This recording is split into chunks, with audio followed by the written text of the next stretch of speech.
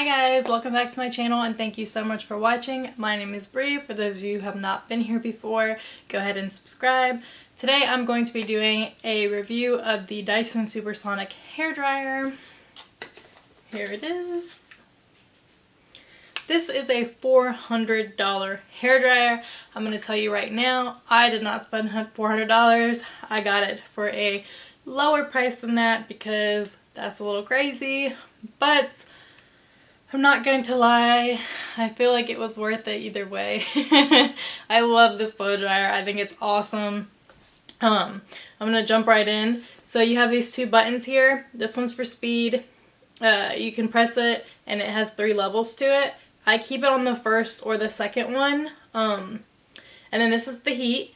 And you can also press that one 3 times. I keep that one on the first one no matter what. Sometimes I'll set it to completely cold, like turn it off completely and let it just blow cold air. I love that feature. I know a big complaint for a lot of people is that it gets too hot, and I could definitely see that happening because it gets super hot. But if you leave it on the first one or you keep it cold, it's fine. You can control how hot it gets, so just don't turn it up if it's too hot for you. It comes with 3 attachments. It has these 2. I honestly don't know what they're for. I know that this one is probably for straightening your hair. I know I used to use a round brush and blow out my hair when it was longer. But I don't actually know why one's a lot thicker than the other. So if you know the answer to that question, go ahead and comment below and let me know. I'm still not going to use them, but I still want to know. And then it comes with the diffuser. I think this is an awesome size. Obviously, I don't need a huge one, but I still think it's a super good size in comparison like with my other diffusers. And it's easy to transport, it's light. And it comes with this little string here that you can attach to. I haven't because I just haven't needed to. It also comes with this little pad that you can rest your Dyson on. I don't necessarily use it. But if I had like a workstation or if I was working at a salon, I think that it's awesome that it comes with it. Like I said, I personally don't use it though. So before I jump in and demonstrate using it, I also want to say, I feel like everyone who makes videos on diffusers should mention this. Diffusers do not create curls, they enhance the natural curls that you have. I feel like I said that in my other video where I reviewed the Sutra Accelerator. But a lot of people get confused and think that if you have straight hair, you can use a diffuser. Or people like me, our curls aren't natural, they come from a diffuser. Your diffuser enhances your curls. It doesn't magically create them. Like a straightener creates straight hair. That's not how a diffuser works. So just keep that in mind. I also wanted to say, with shorter hair, you probably think that my blow dryer doesn't really matter as much because I don't have as much length, but that is not true because I've used blow dryers that have blown out my hair, and I've used blow dryers that have completely blown out my curls because they're just not good, or they're too hot, or they take away they take away shine. They're just not good blow dryers. So if you have really, really short hair, don't let your length keep you from maintaining your hair the same way you would if it was long. If you know that you're going to do certain things or practice certain habits when you have longer hair, you need to start that early when you have short hair because you're building the foundation for your curly hair journey. So the things you do now are going to matter. What you do with your short hair is super important for how you want your longer hair to turn out. So I'm going to go ahead and diffuse my hair. If you see me looking that way, it's because the mirror's over there. Yeah, so here we go.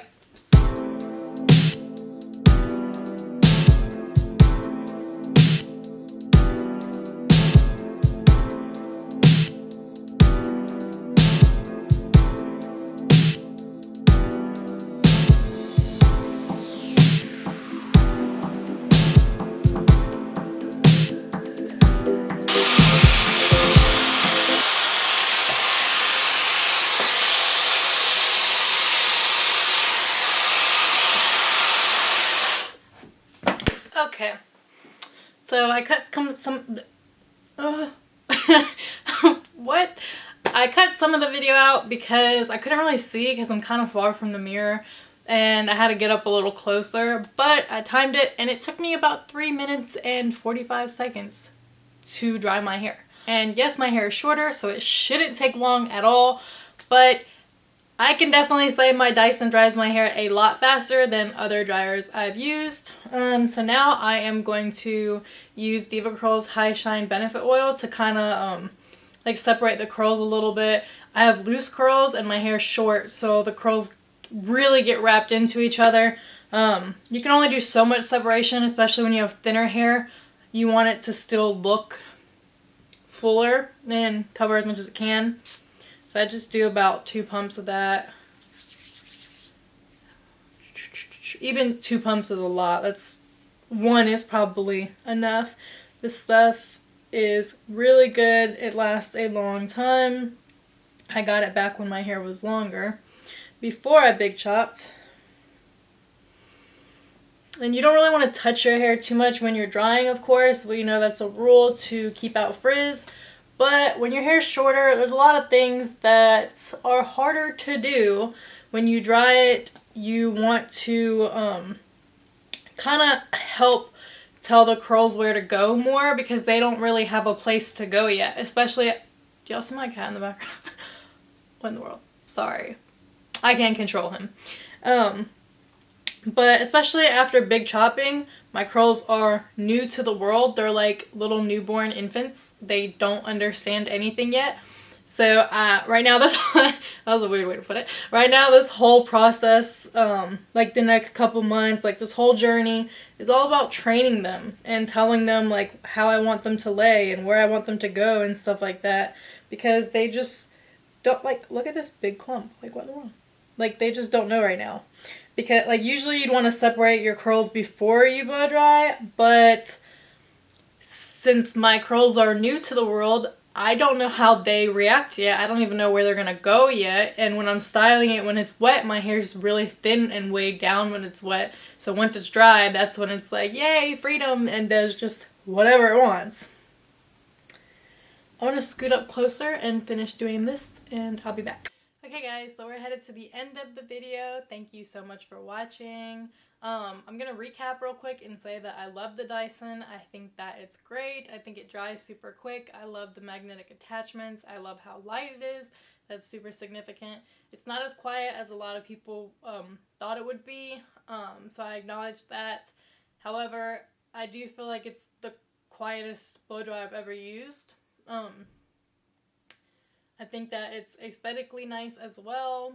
I like the shape, I like the size, I like the diffuser size. There's really nothing I don't like about it. The price is definitely steep, and it's really hard to say if it's worth it or not, because I've also read comments where people are like, for $400 a better vacuum for me. While that is funny, I'm telling you now, it's just a hairdryer.